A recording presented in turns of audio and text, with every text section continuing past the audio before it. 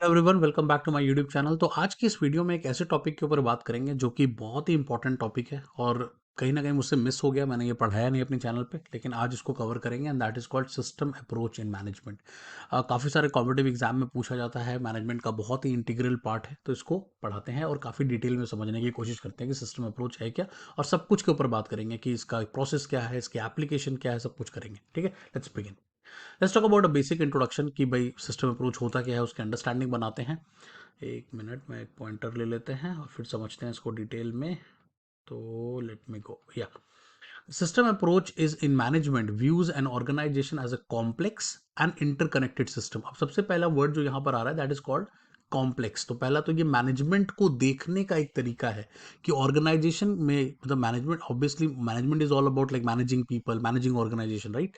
तो ऑर्गेनाइजेशन को ये कैसे देखता है, सिस्टम अप्रोच कैसे देखता है, तो वो कहता है भाई ये बहुत ही ऑर्गेनाइजेशन को एक कॉम्प्लेक्स प्रोसेस की तरह देखता है और एक इंटरकनेक्टेड सिस्टम की तरह देखता है। जब हम सिस्टम वर्ड यूज करते हैं, इसका मतलब बहुत सारे छोटे छोटे पार्ट पुर्जे इकट्ठे होकर किसी चीज को जब चलाते हैं तो हम उसको एक सिस्टम का हिस्सा देते हैं, with its component interacting with each other. और जितने भी उसके कंपोनेंट्स हैं ऑर्गेनाइजेशन के, वो सब एक दूसरे से इंटरैक्ट करते हैं और कहीं ना कहीं कॉमन गोल के लिए, जो भी उनका कॉमन गोल है, जो ऑर्गेनाइजेशन को कहीं पर पहुंचाने का, उस कॉमन गोल के लिए काम करते हैं। तो इसमें तीन चीजें बहुत इंपॉर्टेंट हो गई। पहला कॉम्प्लेक्स है, दूसरा इंटरकनेक्टेड है, और तीसरा इंटरैक्टिंग है। जो कंपोनेंट्स हैं वो एक दूसरे से लगातार कनेक्टेड भी रहते हैं और इंटरैक्ट भी करते रहते हैं। तो ये दोनों वर्ड्स इंपॉर्टेंट है, interconnected and interactive. Okay, moving on.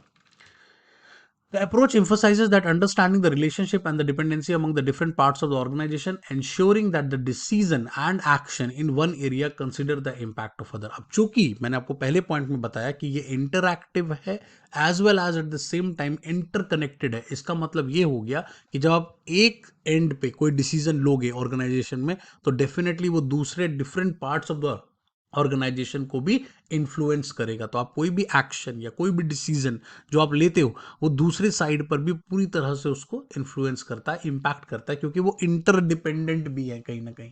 तो इंटरकनेक्टेड भी है, इंटरैक्टिंग भी है और इंटरडिपेंडेंट भी है। तो ये तीनों वर्ड यहाँ पे काफी इंपॉर्टेंट हो जाते हैं in terms of system approach.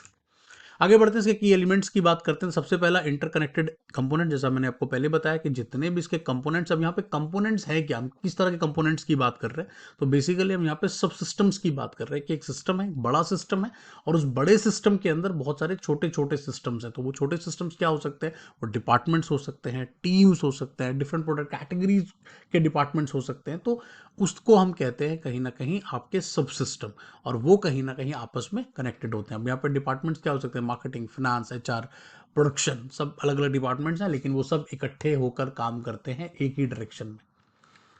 Moving on, second क्या है, होलिस्टिक पर्सपेक्टिव है। होलिस्टिक पर्सपेक्टिव का क्या मतलब है, focus on the organisation as a whole rather than just isolating individual parts. अब यहाँ पे एक पॉइंट और इंपॉर्टेंट है, क्योंकि सारे पार्ट्स को हम कहीं ना कहीं इंटरकनेक्टेड मानते हैं, तो कहीं ना कहीं हमें होता क्या है, कई बार पार्ट्स अपने आप को ही इतना वैल्यू देने लग जाता है कि उसको लगता है कि दूसरे पार्ट्स इतने इंपॉर्टेंट नहीं है, राइट। बट यहां पर हमें एक होलिस्टिक व्यू रखना पड़ता है।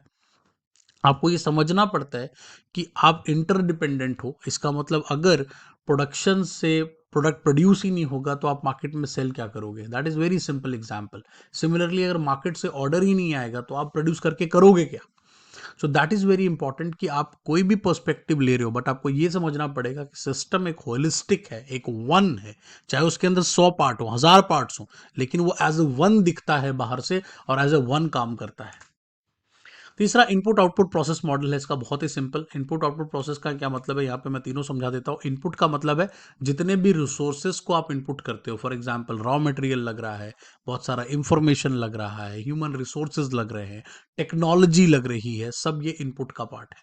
On the other side process क्या है, प्रोसेस जो इनपुट को आउटपुट बनाने में हेल्प करता है। फॉर एग्जाम्पल अगर मान लो कोई आप प्रोडक्ट बनाते हो, तो प्रोडक्ट बनाने के लिए आप क्या करोगे, आप बहुत सारा रॉ मटेरियल लेकर आओगे और फिर उन रॉ मटेरियल्स को अपनी फैक्ट्री में लाकर उसको कहीं ना कहीं आउटपुट में कन्वर्ट करोगे। तो वहां पर आपको प्रोसेस स्टैब्लिश करना पड़ेगा जो इनपुट को आउटपुट में कन्वर्ट करता है। इसके अलावा आउटपुट के फॉर्म में आपको क्या मिल जाता है, तो प्रोडक्ट्स मिल जाते हैं, सर्विसेज मिल जाती हैं, वैल्यू मिल जाता है कहीं ना कहीं उन प्रोडक्ट्स और सर्विसेज से। बट मेनली प्रोडक्ट्स और सर्विसेज यही आपके मेन आउटपुट होते हैं किसी भी ऑर्गेनाइजेशन के। आगे बढ़ते हैं कि एलिमेंट्स और क्या है इसके। तो पहले 3 एलिमेंट्स हमने बात कर लिए हैं, चौथे एलिमेंट की तरफ बढ़ रहे हैं, that is called feedback mechanism. Feedback mechanism का क्या मतलब है? It incorporates the feedback loop to monitor performance and make necessary adjustments. इसका मतलब ये हुआ कि कहीं ना कहीं आपको एक फीडबैक का लूप बनाना है। इसका मतलब आप रेगुलरली आप मॉनिटर करते रहते हो चीज़ों को कि भाई कैसा चल रहा है, इस डिपार्टमेंट का कैसा चल रहा है, इसका कैसा चल रहा है, इसका कैसा चल रहा है। और फिर बेस्ड ऑन दैट जो डिपार्टमेंट लैग कर रहा होता है, जहां दिक्कत आ रही होती है, जहां प्रॉब्लम्स आ रहे होते हैं, उनको आप रेगुलरली फीडबैक देते रहते हो। इससे क्या हेल्प होती है? इससे ये हेल्प होती है कि ऑर्गेनाइजेशन अडेप्ट कर पाता है और इम्प्रूव कर पाता है, क्योंकि फीडबैक मिलने से ही कोई इम्प्रूव होता है, दूसरा कोई तरीका नहीं होता। तभी तो मैं आपको हमेशा कहता हूँ कि कमेंट सेक्शन में कमेंट करो, आपको जो अच्छा लगा वो बताओ, जो अच्छा नहीं लगा वो भी बताओ, ताकि हम कहीं ना कहीं उस पर मैं काम करूँ और उसको इम्प्रूव करूँ। और मैं बहुत ही अपने आप को कहता हूँ ना कि लकी मानता हूँ कि मेरे पास इतने सारे सब्सक्राइबर्स हैं जो मुझे लगातार कुछ ना कुछ कमेंट करते हैं, अच्छा बुरा बताते रहते हैं, ताकि मैं अपने आप को इम्प्रूव करता रहूँ। तो फीडबैक मैकेनिज्म बहुत इंपॉर्टेंट है। Moving on, dynamic environment. अब डायनामिक इन्वायरमेंट का क्या मतलब है कि आपको ये भी समझना पड़ेगा कि ऑर्गेनाइजेशंस कभी आइसोलेशन में काम नहीं करती, उनको एक चेंजिंग इन्वायरमेंट में काम करना है। उस इन्वायरमेंट में पॉलिटिकल सिनेरियो बदलता रहता है, इकोनॉमिकल सिनेरियो बदलता रहता है, टेक्नोलॉजी बदलती रहती है, लीगल फ्रेमवर्क बदलते रहते हैं। तो इस तरह के चेंजेस लगातार होते रहते हैं और आपको एडजस्ट करना होता है इंटरनल और एक्सटर्नल इन्वायरमेंट के चेंजेस के अकॉर्डिंग।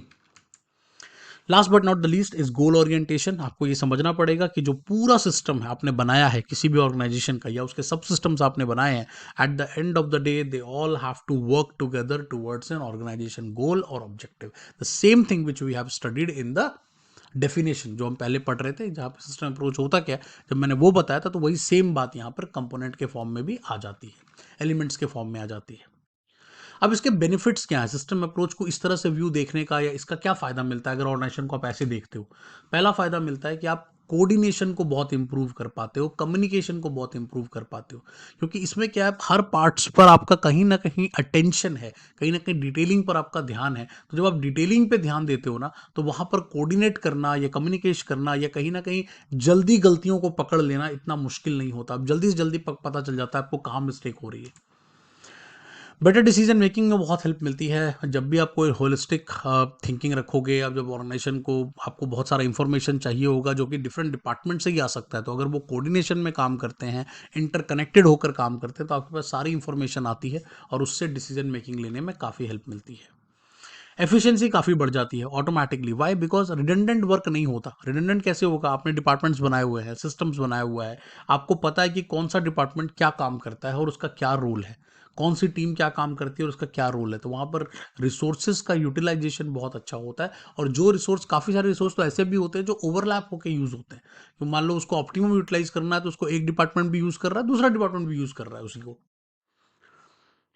इन्हांस अडेप्टेबिलिटी, आपकी अडेप्टेबिलिटी बहुत बढ़ती है, क्योंकि कहीं ना कहीं चेंजेस को लाना बहुत आसान हो जाता है। इन्वायरमेंट को आप रेगुलरली रिस्पॉन्ड कर रहे होते हो, तो किसी भी चेंज को लाना, लोगों को समझाना, कम्युनिकेट करना, बताना एज अ सिस्टम हम कैसे ग्रो कर रहे हैं, कहाँ पे ग्रो कर रहे हैं, कितना नुकसान हो रहा है, कितना फायदा हो रहा है, तो वो अडेप्टेबिलिटी लोगों में लगातार आ जाती है। तो इसके इम्प्लीमेंटेशन की बात करें, तो इम्प्लीमेंटेशन में हमारा जो फर्स्ट पॉइंट आता है इज डिफाइनिंग द सिस्टम। सबसे पहला जो काम है, आपको अगर कभी भी सिस्टम अप्रोच को एग्जीक्यूट करना है, तो आप कैसे करोगे? सबसे पहले आप सिस्टम को डिफाइन करोगे। सिस्टम को डिफाइन करने का मतलब है क्या क्या कंपोनेंट्स हैं, क्या क्या सब कंपोनेंट्स हैं, क्या क्या हमारी बाउंड्रीज हैं, क्या हमारा गोल है, क्या हमारा ऑब्जेक्टिव है। ये सब आप पहले लेवल पर डिटरमाइन कर देते हो कि कितने डिपार्टमेंट बनाने हैं, कितने टीम्स बनानी है, वो सब कुछ आपका पहले लेवल पे क्लियर हो जाता है। सेकेंड लेवल पे एनालाइजिंग सब सिस्टम्स। तो एक बार जब सिस्टम आपने बना लिया ऊपर ऊपर का, फिर सब सिस्टम बनाते हो। सब सिस्टम में क्या मतलब हो गया? आप रोल्स बताते हो कि मैं मार्केटिंग का क्या रोल होगा, सेल्स वालों का क्या रोल होगा, प्रोडक्शन वालों का क्या रोल होगा, प्रोजेक्ट मैनेजर्स का क्या रोल होगा, सॉफ्टवेयर डेवलपर्स अगर हैं तो उनका क्या रोल होगा, सब कुछ आप यहाँ पे क्लियर करते हो, उनके फंक्शंस क्लियर करते हो। प्लस वो किस तरह से इंटरैक्ट करेंगे वो भी यहाँ पे कहीं ना कहीं ड्रॉ हो जाता है, वो लाइन भी, कि कब किसको किससे कौन सी चीज़ लेनी है, किसको कौन सी चीज़ देनी है, वो सब कुछ आपको यहाँ पर क्लियर हो जाता है। सिस्टम को पहले स्टैब्लिश करें, फिर सब सिस्टम को स्टैब्लिश करें। ये हमारे पहले 2 स्टेप हो गए। तीसरा हमारा स्टेप क्या हो गया कि एक फीडबैक का लूप क्रिएट करें। जैसा मैंने आपको पहले भी बताया था कि इस पूरे प्रोसेस में कंटिन्यूस फीडबैक देते रहना, continuously collection of data and information to understand which department is doing good, which department is not doing it. तो हर कंपनी जनरली 3 मंथ्स में रिव्यू करती है अपने सारे सिस्टम को और सब सिस्टम को देखने के लिए कि उन्होंने कैसा काम किया, कहाँ पर उनको मतलब कहाँ पे उनको दिक्कतें आ रही हैं, और उस फीडबैक से इम्प्रूवमेंट हो जाता है। चौथा, इंटीग्रेटेड पर्पस प्रोसेस। तो कहीं ना कहीं उसके बाद जब आपने ये सब कुछ बना लिया, सिस्टम बना लिया, सब सिस्टम बना लिया, फीडबैक लूप्स बना लिए, देन फाइनली आप कहीं ना कहीं इंटीग्रेट करना शुरू कर देते हो। इट्स लाइक निटिंग, आप निटिंग करते हो एक तरह से, जहाँ पर कि आप सब कुछ अलाइन करने की कोशिश करते हो, सिस्टम को सब सिस्टम से, सब सिस्टम को फीडबैक लूप से, उन सबको एक गोल से, तो कहीं ना कहीं बात बन जाती है। एंड लास्ट में जब सब कुछ सेटअप हो गया, फिर उसके बाद मॉनिटर और एडजस्ट करेंगे। बस टाइम टू टाइम उनको आप मॉनिटर करते रहो। हर कंपनी इसको 3 मंथ to 6 मंथ्स में इसको रिव्यू करती है, और बेस्ड ऑन दैट उसमें एडजस्टमेंट्स करती रहती है। कभी कुछ लोगों को इधर कर देती है, कभी कुछ लोगों को उधर कर देती है, कभी डिपार्टमेंट चेंज हो जाते हैं, कभी डिपार्टमेंट हटा ही दिए जाते हैं कि भाई डिपार्टमेंट काम ही नहीं कर रहा अच्छा, तो उसको भी यहाँ से हटा दिया जाता है। अब बात करते हैं कि इसकी लिमिटेशंस क्या है, इसके साथ प्रॉब्लम क्या है, सिस्टम अप्रोच को यूज करने में हमें कहाँ दिक्कत आती है। तो पहली दिक्कत आती है कॉम्प्लेक्सिटी। अब प्रॉब्लम क्या है कि जब एक बड़ी ऑर्गेनाइजेशन की जब आप बात करते हो ना, तो वहाँ पे बहुत सारे सिस्टम्स हो जाते हैं, बहुत सारे सब सिस्टम्स हो जाते हैं।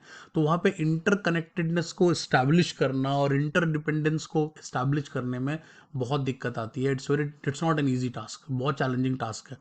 और हो सकता है पेपर पे ड्रॉ करने में तो आपको आसान लगे कि भाई ये इससे बात कर लेंगे, उससे कनेक्ट कर लेंगे, बट ग्राउंड लेवल पे लोगों को एग्जीक्यूट करने में बहुत दिक्कत आती है, तो कॉम्प्लेक्सिटी बहुत बढ़ जाती है।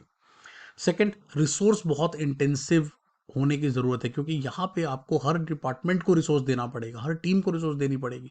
तो कहीं ना, क्योंकि हर समय शेयरिंग होना करना पॉसिबल ही नहीं है, तो कहीं ना कहीं आपका टाइम लगेगा, आपका मनी लगेगा, आपका एक्सपर्टीज लगेगी, आपकी कॉस्ट लगेगी इस काम में। तो इस वजह से ये काफ़ी चैलेंजिंग हो जाता है। तीसरा, रेजिस्टेंस टू चेंज। अब रेजिस्टेंस टू चेंज यहाँ पे क्यों आता है, जबकि पहले मैंने आपको जस्ट बताया था कि इसमें चेंज थोड़ा रिलेटिवली इजी होता है, बट उसके बावजूद यहाँ पे चेंज में प्रॉब्लम कहाँ आती है मैं आपको बताता हूँ।